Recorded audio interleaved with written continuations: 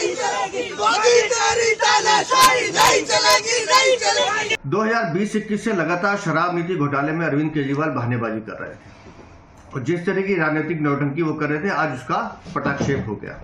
झूठ और लूट की सरकार जिसका पाप का घड़ा भर चुका था, आज अंततः सत्य की जीत हुई। और मेरा ये मानना है कि पूरे युवा वर्ग को शराब के नशे में धकेलने की जो साजिश अरविंद केजरीवाल और उनकी सरकार ने रची थी, उसका परिणाम ये होना ही था। सत्य की जीत होनी थी और अरविंद केजरीवाल को उनके पापों की सजा मिलनी ही थी। काहू न कोय सुख दद करदाता, निज कृत कर्म भोग सबु भ्राता। रामचरितमानस में महाकवि तुलसीदास ने लिखा है ये कि सभी लोग अपने किए हुए कर्मों का फल भोगते हैं। तो अरविंद केजरीवाल, आपने शराब नीति में घोटाला किया है, आपने दिल्ली की जनता को लूटने का काम किया है, आपने दिल्ली की जनता को ठगा है, चोरी की है, भ्रष्टाचार किया है, तो उसका फल भी आपको ही भुगतना है। देखिए, सौरभ भारद्वाज जो भाषा बोल रहे हैं, ये कश्मीर में हम आतंकवादियों के समर्थन में भाषा सुनते थे कि हर घर से केजरीवाल निकलेगा, वहाँ आता था, वहाँ आतंकवादियों के लिए।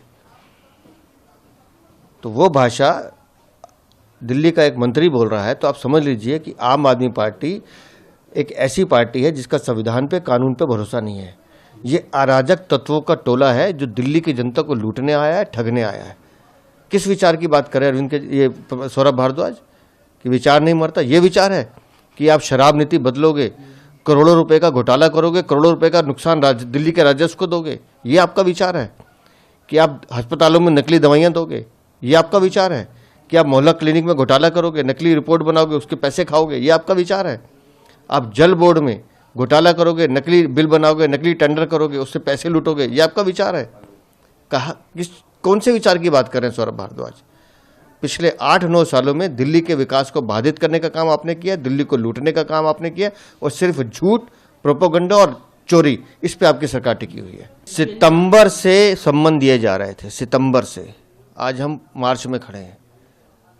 जरा सी भी गैरत होती अरविंद केजरीवाल में, पहले सम्मन पे जाके पेश होना चाहिए था। जानबूझकर देर कर रहे थे। और आज जब माननीय न्यायालय ने स्पष्ट कर दिया कि आपको कोई हम रिलीफ नहीं दे रहे हैं, जाइए जांच एजेंसी के सामने जाइए, तो फिर किस बात की बहानेबाजी जी? आपने शराब नीति बदलने में चोरी किया, भ्रष्टाचार किया, जवाब आपको देना पड़ेगा।